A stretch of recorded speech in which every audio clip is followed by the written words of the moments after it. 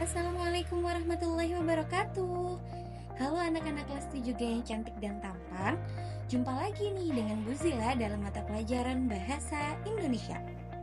Hari ini kita akan belajar tentang menyunting penulisan teks deskripsi. Sebelum masuk pada materinya, Bu Zila mau tanya nih, kira-kira benar yang mana ya? Bu Zila mentraktir siswa kelas 7G atau Bu Zila mentraktir siswa kelas 7G? Silahkan kalian menulis jawaban kalian mentraktir atau metraktir di kolom komentar YouTube Bu Zila ya. Jawaban kalian ini merupakan bagian dari presensi kita hari ini. Jika kalian tidak berkomentar, berarti kalian belum hadir dan menyimak materi dari Bu Zila. Nah, siapa ya tadi yang jawab mentraktir? Jawabannya betul sekali, yaitu mentraktir. Jika kalian ingin tahu mengapa jawabannya mentraktir, simak materi Bu Zila dengan baik ya.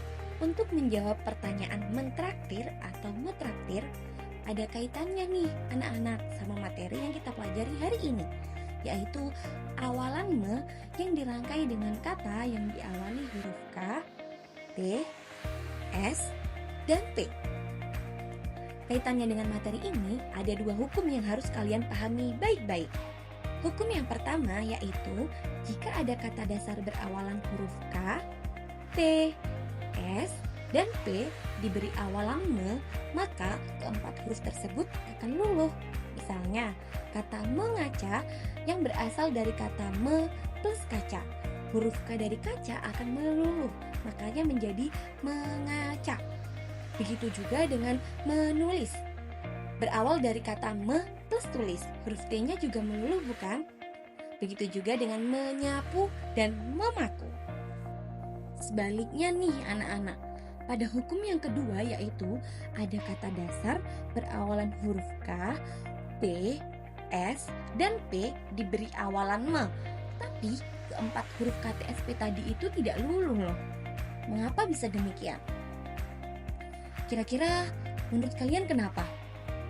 Ternyata anak-anak, keempat huruf tadi itu menjadi tidak luluh karena terdiri atas dua konsonan yang berdampingan. Jadi nih, misalnya huruf K berdampingan dengan huruf yang lain yang juga berasal dari huruf konsonan.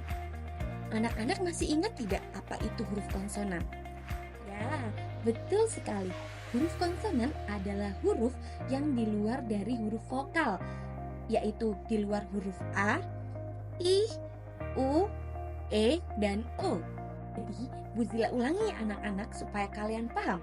Pada hukum yang kedua ini, ada kata berawalan huruf K, T, S, dan P yang ditemani oleh konsonan yang lain. Kemudian diberi awalan me, maka hukum yang kedua yang berlaku, yaitu huruf KTSP-nya tidak luluh. Misalnya nih, mengklakson berawal dari kata me plus klakson.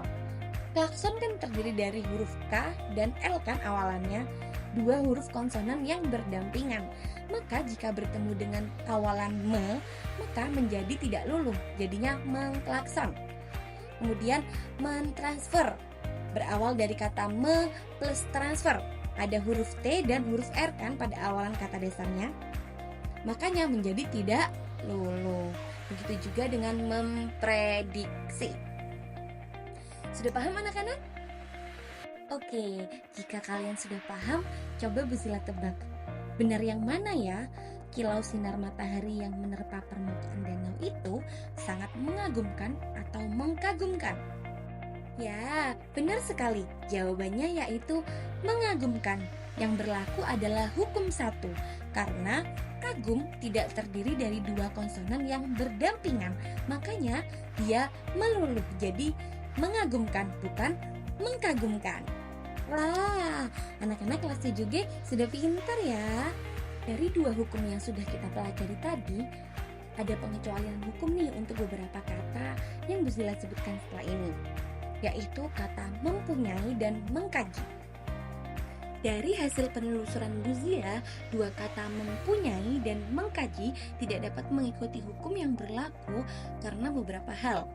Jika kata mempunyai tidak bisa menjadi memunyai karena apabila berubah menjadi memunyai, dari segi pengucapannya tidak mudah dan tidak lazim dalam telinga masyarakat Indonesia.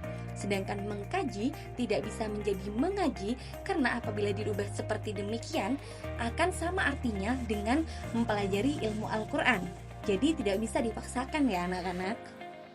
Kaitannya dengan materi yang sudah kita pelajari sebelumnya, anak-anak pasti masih bingung kan tentang kapan sih me itu bisa jadi meng, men, men, atau mem. Nah, itu juga ada hukum dan rumusnya anak-anak. Ada 4 rumus, yaitu apabila me bertemu dengan huruf K, maka akan jadi meng. Dan huruf K dari kata dasar itu akan luluh. Misalnya mengontrak. Mengontrak kan berawal dari kata me plus kontrak, maka akan jadi mengontrak. Jadi mengontrak. Pada hukum yang kedua, huruf me ini akan menjadi men apabila bertemu dengan kata dasar berawalan huruf T. Misalnya kan menerka, berawal dari kata me plus terka, makanya menjadi menerka. Huruf T-nya luluh. Apabila di hukum yang ketiga, awalan me akan menjadi men apabila bertemu dengan huruf S. Misalnya, menyahut. Menyahut kan berawal dari kata me plus sahut. Huruf S-nya luluh, me-nya menjadi men, jadinya menyahut. Dan yang terakhir pada hukum yang keempat, awalan me akan menjadi mem apabila bertemu dengan kata dasar berawalan huruf T. Misalnya memaksa, kan berawal dari kata me plus paksa. Me-nya jadi mem, paksanya jadi luluh, P-nya jadi luluh, jadinya aksa. Jadi memaksa. Ada yang masih bingung atau ada yang ingin ditanyakan tidak? Jika ada yang bingung atau ingin bertanya, kalian bisa menghubungi Bu Zila via PC ya. Bu Zila tunggu pertanyaannya.